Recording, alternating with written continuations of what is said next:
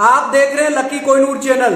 Lucky Kohinoor channel पर खबरों का सिलसिला लगातार जारी रहता है और आज हम इस वीडियो में जानेंगे राम राज्य में मोदी का सिंहासन क्यों हिला और चंदे का धंधा क्यों आया जनता के सामने। तो दोस्तों वीडियो को एंड तक वॉच कीजिएगा और फिर वीडियो को ज्यादा से ज्यादा कैरी फॉरवर्ड कीजिएगा ताकि देश की जनता जागरूक हो सके। और लकी कोहिनूर चैनल पर आप अगर नए जुड़े हैं तो अभी लकी कोहिनूर चैनल को सब्सक्राइब कर लीजिएगा ताकि बेल आइकन का बटन भी दबा लीजिएगा ताकि यूट्यूब की तरफ से सबसे पहले आपको लकी कोहिनूर चैनल का नोटिफिकेशन प्राप्त हो सके।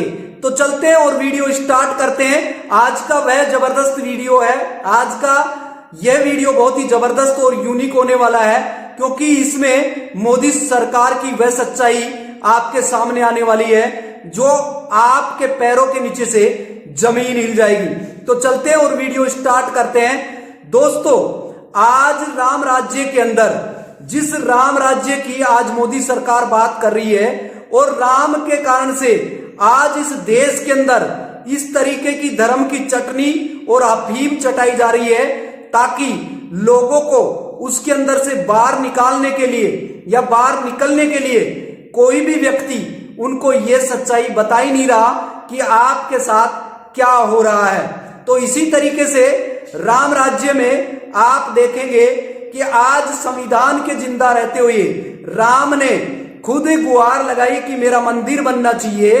वो राम खुद संविधान से गुहार लगा के कानून से गुहार लगाकर और जब जाकर राम का मंदिर बना है। तो इसी तरीके से आज क्या राम राज्य है वो संविधान से ऊपर हो गया है और आज मोदी सरकार देश के अंदर जो अगर रोजगार मांगता है तो उसके ऊपर डंडे बरसाए जाते हैं और जो अपने हक और अधिकार की किसान बात करते हैं तो उन्होंने जैसे कोई बैरिकेड क्या तोड़ दिया कि जैसे घुसपैठिया पाकिस्तान से भारत के अंदर घुस गए अपने ही देश में अपने अधिकार लेने के लिए उनके ऊपर आंसू गैस के गोले छोड़े जाते हैं। तो क्या ये राम राज्य की कल्पना हम कर सकते हैं कि अब राम राज्य में इस तरीके की कल्पना कर सकते हैं कि मणिपुर के अंदर बहन बेटियों के साथ किस तरीके का दुर्व्यवहार होता है। आपने सच्चाई देखी है और ये गोदी मीडिया के ऊपर 11 अरब रुपए अगर मोदी सरकार खर्च कर देती है कि आप झूठ दिखाओ झूठ फैलाओ, जितना झूठ फैलेगा उतना ही मोदी का वर्चस्व जनता के सामने निकल कर आएगा। तो इसी तरीके से आज मोदी सरकार का जो काला चिट्ठा है वो जनता के सामने क्यों आ गया, क्योंकि संविधान की शपथ लेकर ये कानून के दायरे में रहकर असंवैधानिक कानून बना देते हैं। तो दोस्तों फिर कानून और संविधान कहां जिंदा रह जाता है। सवाल यह है कि जनता के ऊपर लाठियां आंसू गैस के गोले और इसी के साथ में जो जनता है और जनता में जो युवा है वो अगर पढ़ लिख कर रोजगार मांग लेते हैं तो उनके ऊपर डंडे बरसाए जाते हैं और अगर कावड़ लेकर जाते हैं तो दोस्तों पुष्प बरसाए जाते हैं। आप सवाल ना करें, इसीलिए एजुकेशन के ऊपर टैक्स लगाया जाता है ताकि आप अनपढ़ रहेंगे और एन केन प्रकरण अगर पढ़ भी लेते हैं तो दोस्तों फिर आपको रोजगार नहीं मिलेगा। तो उसके बाद में मोदी सरकार कहेंगे हम आपको रोजगार नहीं देंगे, आपको हम देंगे तो क्या देंगे कि आप पकोड़े तले।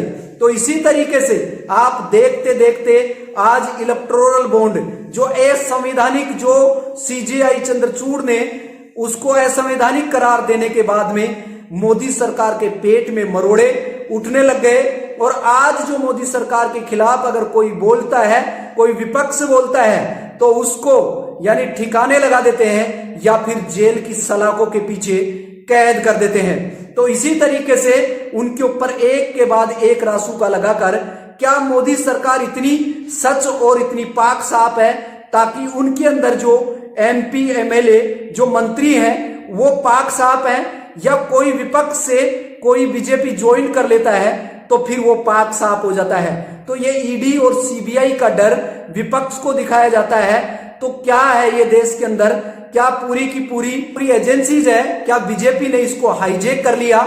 इसी तरीके से देश के अंदर एक ज्वलंत मुद्दा आपको देखने को मिला है कि जो इलेक्टोरल बॉन्ड का जो धंधा करते हैं, उनका जो चंदा देते हैं और चंदे का धंधा जो सामने आया, क्या बीजेपी सरकार को जेल में नहीं होना चाहिए? इसने असंवैधानिक कानून बनाया है, इसने सारे चीज किए हैं। जनता के पैसों को जनता से छिपाने के लिए ऐसा कानून बनाया गया कि सीजेआई चंद्रचूड़ ने एसबीआई को लताड़ लगाते हुए हरीश साल्वे को कहा, अगर आज डेटा नहीं मिलेगा तो आपको अंदर किया जाएगा, आपके अंदर कानून का डंडा चलेगा आपके ऊपर। तो इसीलिए एसबीआई भौंकला कर और उन्होंने पूरे के पूरे डेटा दे दिए और अब इलेक्शन कमीशन की साइट पर आप वो डेटा देख सकते हैं। इसीलिए जो भी कानून चलेगा जनता के ऊपर चलेगा, क्योंकि अब इनको जरूरत नहीं है जनता की, क्योंकि इनके साथ ईवीएम रानी है, क्योंकि बैलेट पेपर से चुनाव कराएंगे नहीं। और ईवीएम जो चुनाव आप करा रहे हैं, इसमें आप जनता जो वोट दे रही है, जो वोट जिसको दे रही है उसको जा नहीं रहा, और काले शीशे के पीछे इलेक्शन कमीशन ही मोदी सरकार है। तो दोस्तों, आज जनता की ये बदहाली है। इसीलिए ये कहते थे देश नहीं बिकने दूंगा, देश नहीं झुकने दूंगा। देखते देखते पूरे देश को दुनिया के सामने शर्मसार कर दिया और इसके साथ ही अडानी और अंबानी को पूरा देश बेच दिया। तो इसी तरीके से जब अडानी और अंबानी ये चंदे का धंधा देते हैं, ये चंदे का धंधे का जो व्यापार करते हैं, उसकी जो पोल जनता के सामने इनकी खुली है, तो क्यों नहीं मोदी सरकार कटघरे में है? क्यों इस तरीके का चंडीगढ़ का जो चुनाव होता है, वहां पे रिटर्निंग ऑफिसर आप अनिल मसीह को देखा है कि उनसे सवाल किया गया। इसी तरीके से आज देश के अंदर एक से एक मुद्दा आपके सामने है। तो जो मोदी सरकार पाक साफ है और विपक्ष पाक साफ नहीं है। इसीलिए शराब घोटाले में आज का इतिहास उठाकर देखेंगे तो दोस्तों, सीएम को डायरेक्ट केजरीवाल को उठाकर अगर बंद कर देते हैं तो दोस्तों, कानून कहां जिंदा बचा है? आपके हक अधिकार कहां जिंदे बचे हैं? तो इसी तरीके से आज जो मुख्तार अंसारी को इन्होंने ठिकाने लगा दिया गया, 900 किलोमीटर से चलकर अपने पिता से मिलने के लिए जो उमर अंसारी आ रहे हैं, उनको कहने का मतलब मिलने नहीं दिया गया। तो दोस्तों, इस देश में क्या चल रहा है आप देखिएगा। कौन मर रहा है, कौन जी रहा है, बात ये नहीं है। बात ये है कि आपका फंडामेंटल राइट है, क्या वह जिंदा है या फिर खत्म हो गया है?